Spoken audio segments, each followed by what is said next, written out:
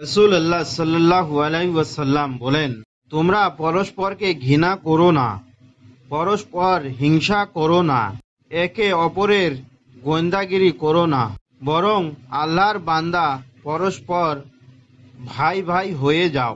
যে কোনো মুসলিমের জন্য তার কোনো ভাইয়ের সঙ্গে 3 দিনের বেশি সম্পর্ক বিচ্ছেদ করা জায়েজ নয়। সুন্নানে আবু দাউদ হাদিস নম্বর 4910, হাদিসের মান সহি হাদিস। আবু হুরায়রা রাদিয়াল্লাহু আনহু হইতে বর্ণিত, তিনি বলেন, রাসূলুল্লাহ সাল্লাল্লাহু আলাইহি ওয়াসাল্লাম বলেছেন, তোমরা কোনো বস্তু বা ব্যক্তির সম্পর্কে কুচিন্তা থেকে বেঁচে থাকো, কেননা কুচিন্তা সবচেয়ে মিথ্যা। কারো খারাপ বা দোষের খবর জানার চেষ্টা করো না, গোয়েন্দাগিরি করো না, আর একজনের দরের উপর দিয়ে মাল দর করো না। পরস্পরের মধ্যে হিংসা বিচ্ছেদ ও শত্রুতা রেখো না, আর পরক নিন্দা বাদে একে অপরের পিছনে লেগো না, বরং তোমরা সকলেই আল্লাহর বান্দা, ভাই ভাই হয়ে থাকবে। অপর এক রিবায়তে আছে, পরস্পরের লোভ লালসা রেখো না।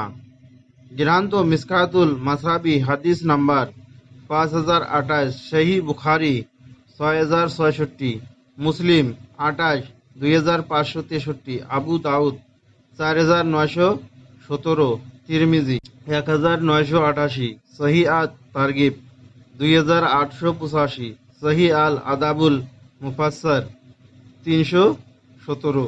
যে ব্যক্তি তার রাগ প্রয়োগ ক্ষমতা থাকার সত্ত্বেও সচেত থাকে, কিয়ামতের দিন আল্লাহ তাকে সকল সৃষ্টিকুলের মধ্য থেকে ডেকে নেবেন এবং তাকে হুরদের মধ্য থেকে তার পছন্দ মতো যে কোনো একজনকে বেছে নেওয়ার স্বাধীনতা দেবেন। গ্রন্থ সুন্নান আবু দাউদ হাদিস নাম্বার 8777। 40 দিনের সালাত কবুল হয় না। রাসূলুল্লাহ সাল্লাল্লাহু আলাইহি ওয়াসাল্লাম বলেছেন, যে ব্যক্তি গণকের কাছে যায় এবং তার কথা সত্য ভাবে তাকে কোনো কথা জিজ্ঞেস করে, তার 40 দিনের সালাত কবুল হয় না। মিসকাতুল মাসাবি 4595। 4টি কাজ অন্তরকে আলোকিত করে। 1. খাওয়ার সময় পেট কিছু অংশ খালি রাখা। 2. নেককার ব্যক্তির সহচর্যে থাকা। 3. কৃত পাপ সমূহ বারবার স্মরণ করা। 4. দুনিয়াবি আশা আকাঙ্ক্ষা কম রাখা।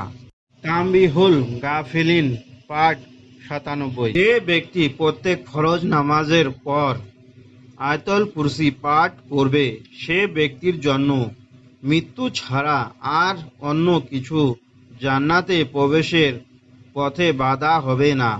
হযরত মুহাম্মদ সাল্লাল্লাহু আলাইহি ওয়াসাল্লাম, হাদিস নাম্বার 1463।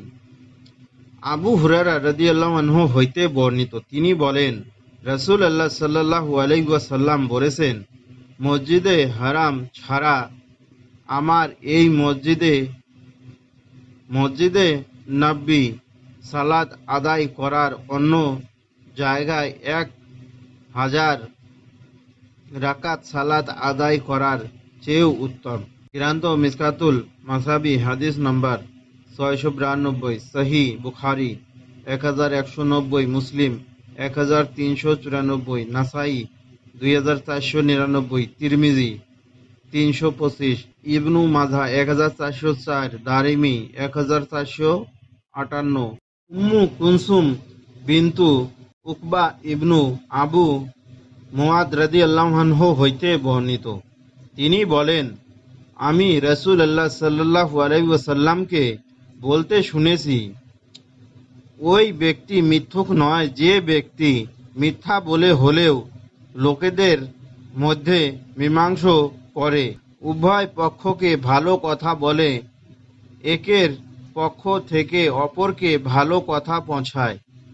ইমাম মুসলিম রাহিমাহুল্লাহ এই কথাগুলির বৃদ্ধি করেছে। উম্মু কুলসুম রাদিয়াল্লাহু আনহু বলেন, আমি নবী সাল্লাল্লাহু আলাইহি ওয়াসাল্লামকে তিনটি কাজ বর্তি কোনো কাজে কখনো মিথ্যা বলার অনুমতি দিতে শুনিনি। এক, শত্রুর বিরুদ্ধে মুসলিমদের যুদ্ধের সময়। দুই, বিবাদমান দুই পক্ষর মীমাংসা করানোর সময়।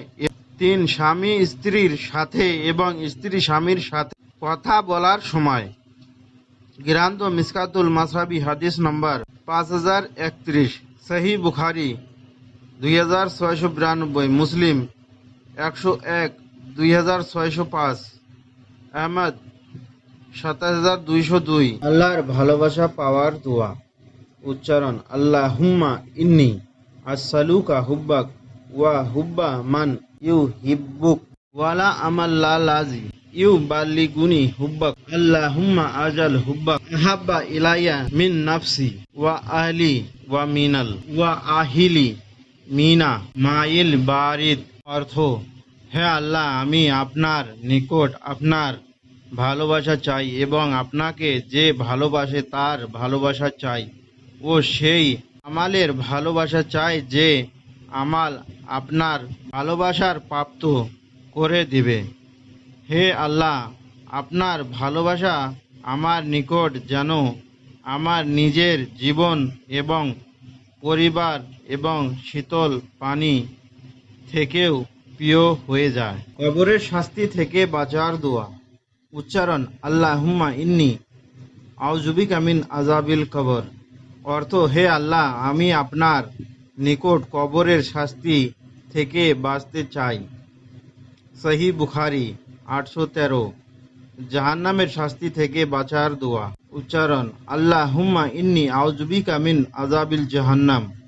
অর্থ: হে আল্লাহ, আমি আপনার নিকট জাহান্নামের শাস্তি থেকে বাঁচতে চাই। সহি বুখারি 13। জান্নাতুল ফিরদাউস লাভের দোয়া। স্মরণ: আল্লাহুম্মা ইন্নী আসসালুকা জান্নাতুল ফিরদাউস। তথা হে আল্লাহ, আমি আপনার নিকট জান্নাতুল ফিরদাউস প্রার্থনা করছি। সহি বুখারি হাদিস মুসলিম। সালাতের ইকামত দেওয়া শুরু হলে দৌড়িয়ে বা হুটোপাটি করে না এসে বরং শান্তভাবে এসে সালাতে শামিল হতে হবে। আবু হুরায়রা রাদিয়াল্লাহু আনহু হইতে বর্ণিত, তিনি বলেন, রাসূলুল্লাহ সাল্লাল্লাহু আলাইহি ওয়াসাল্লাম বলেছেন, সালাতের ইকামত দেওয়া শুরু হলে তোমরা দৌড়িয়ে আসবে না, বরং শান্তভাবে হেঁটে আসবে। তারপর যা ইমামের সাথে পাবে তাই আদায় করবে, আর যা ছুটে যাবে তা পরে আদায় করে নেবে। গ্রন্থ মিসকাতুল মাসরাবি হাদিস নম্বর 668, সহি বুখারি 908, মুসলিম 602, বুখারি 663, 908, আবু দাউদ 572, তিরমিজি 327।